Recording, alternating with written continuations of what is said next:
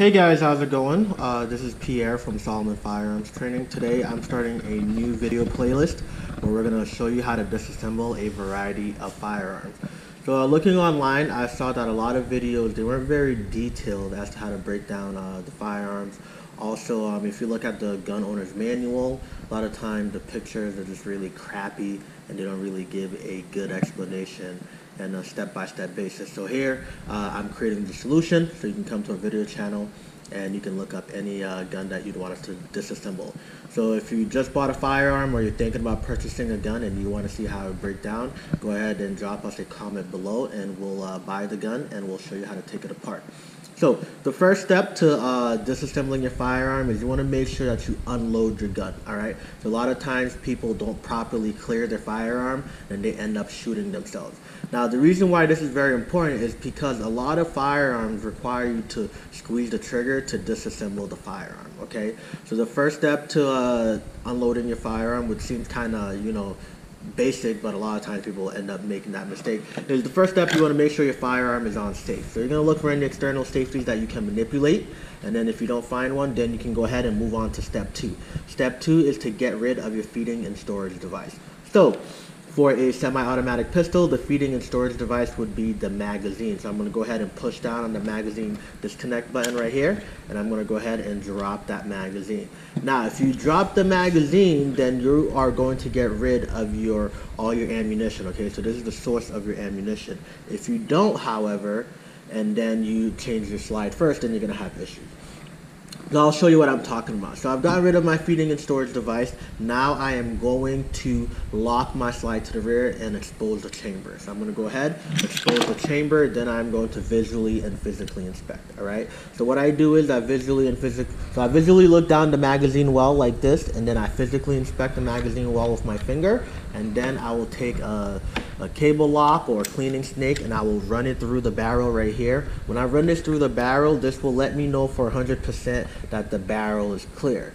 Now, right here, I know that the firearm is completely safe and it's ready for disassembly. A mistake that a lot of people make is that they'll go and they'll change the order of operations. So I'll go ahead, right? So I'll make sure my gun is on safe, and instead of dropping my feeding and storage device, you'll see what a lot of people will do is that they will go and they will rack the slide first, trying to get rid of the round in the chamber. So if I go ahead and I rack the slide, right, you'll see people will be, alright, I got the round out my chamber, then I go ahead and I drop my magazine. If you do that, right, what you fail to notice or understand is that there is a round in the chamber. And you'll find a lot of videos on YouTube or online, wherever you go, and you'll see people, they'll do this, they'll rack the slide, then they'll drop the mag, and they'll go, and then they'll complete the last step, which is pulling the trigger. So what you don't want to do is you don't want to do that. So as you can see right here, there was another round in the chamber, and that would have caused a negligent discharge.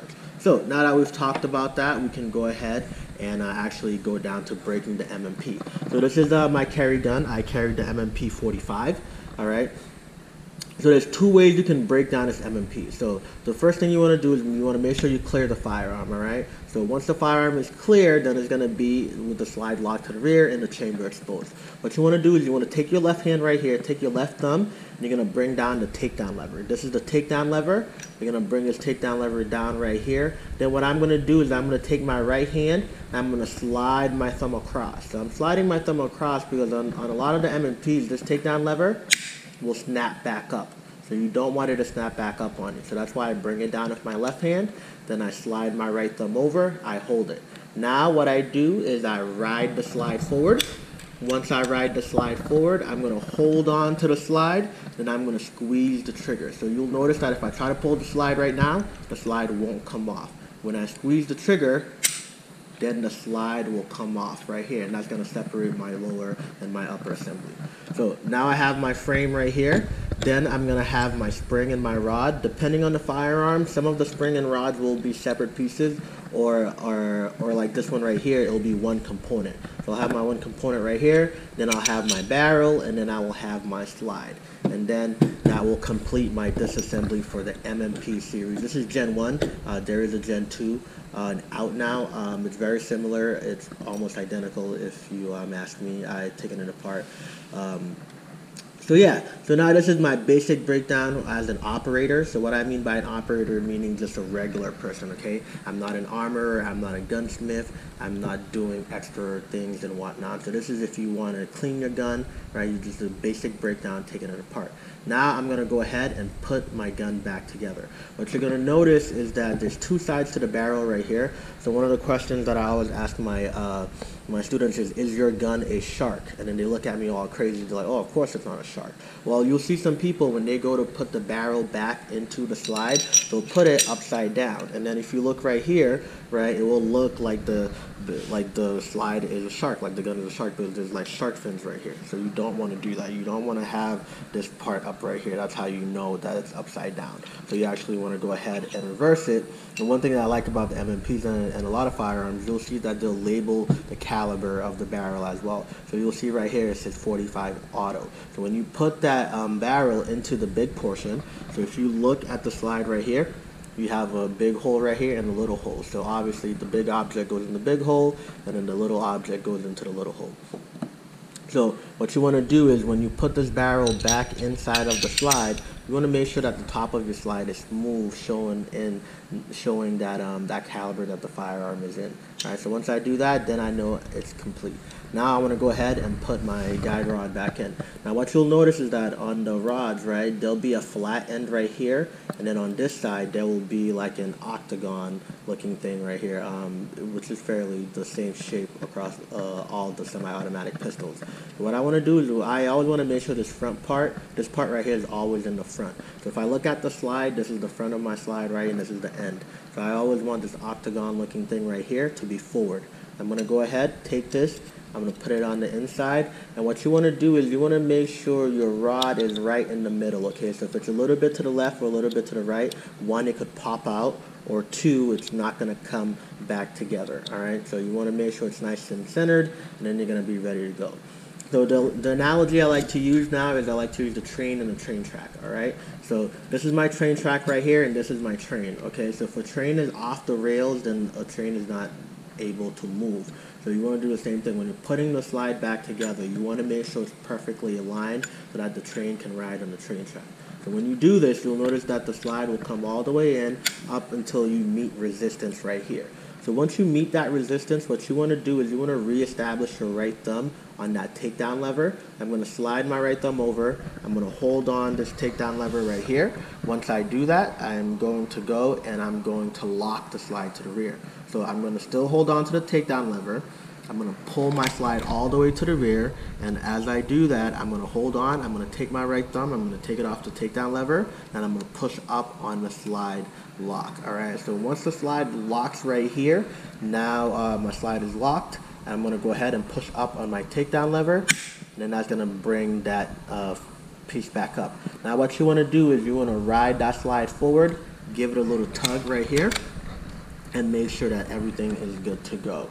So that's the first step on, well, that's the first way on how to disassemble a M&P. Now there is a second way that you can do it, but this way it's the more dangerous way because you're pulling the trigger and you're introducing the possibility of having a round in the chamber. So now I'm going to show you a second way that you can do it. So a lot of times people are only aware of one.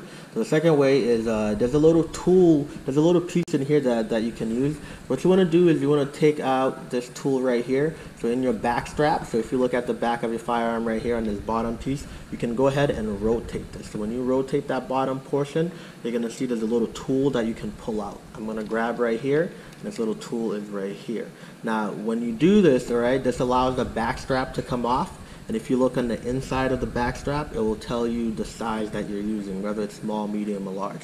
So whenever you buy a M&P, it'll come with 3 different sizes, so it can fit, you know, a wide variety of hands. So I prefer the small, and then, you know, you can put whatever you want. So using this tool right here, there's a little bar on the inside that you're gonna bring down, okay? So before I break it down that way, I want to show you guys the bar that I'm talking about. So if you look right here, right, you're gonna take this piece and you're gonna bring down the little bar that comes right here. There's a little bar that comes down right there that you pull down. Now when you pull it down, you just want to give a little light pressure to make sure it's all the way down. You don't want to push forward all the way, and you don't want to knock it down. So this little bar right here, I'm bringing it up, and then I bring it back down. And it's this little movement right here is all you need to take that gun apart, all right? So I just wanted to show you guys that. I don't know how close I can get to show you, but it's a little bar right here, and then you bring that down, and then this bar right here will come down, and then you bring it back up. Okay, so I'm gonna go ahead and reassemble my firearm so I can show you from step one. All right, so I cleared my firearm. I took out this little piece right here. I'm gonna go ahead and I'm gonna bring that bar that I showed you guys, I'm gonna bring that down. So once I've given it a reasonable amount of pressure, all right, I put that down. Now I take down my takedown lever just like before. I'm gonna use my left thumb. I'm gonna bring the takedown lever down. I'm gonna slide my right thumb over. And what you'll notice now, when I bring the slide forward, the slide is gonna come right off. I don't have to pull the trigger. Now this makes it more safe because it eliminates the possibility of you improperly clearing the firearm and then having to pull the trigger. So the second way is more safe than the first one because it doesn't require you to pull the trigger and then you accidentally or negligently, as I would say, to shoot the person. So that is the second way. So I'll go ahead and do a quick recap. All right, so the first way to bring the gun apart is to bring this takedown lever down, ride the slide forward, and then and you'll see what I did right here. All right, so the issue is I didn't bring that little bar back up, and that's something you want to make sure you do. So that was all part of the video. So when you don't bring that bar back up, right, your slide is going to be going back and forth over and over again. So that's why you would do what's called a functions check after you put the gun back together to make sure that all the components are working. I'm going to do a separate video on what a functions check is, so go ahead and look out for that. So what you want to do is bring that bar back up. Once you bring that little bar on the inside back up, everything is going to come back together, all right? And that's why I said that when you pull the slide forward, you want to make sure that it actually stays right here. So since I brought that bar back up, I'm going to lock the slide to the rear, bring my takedown lever down, I'm going to ride it forward, and as you notice that the slide will not go forward until I pull on the trigger. Once I pull that trigger, then that allows it to separate. So that's option number one. And option number two is using that bar that we talked about.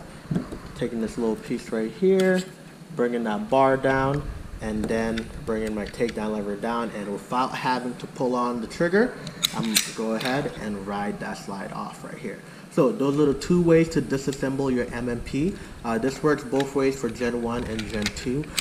There are some slight differences, whereas I've noticed that on some of the M&Ps, the takedown lever snaps back up, and then on other ones it doesn't.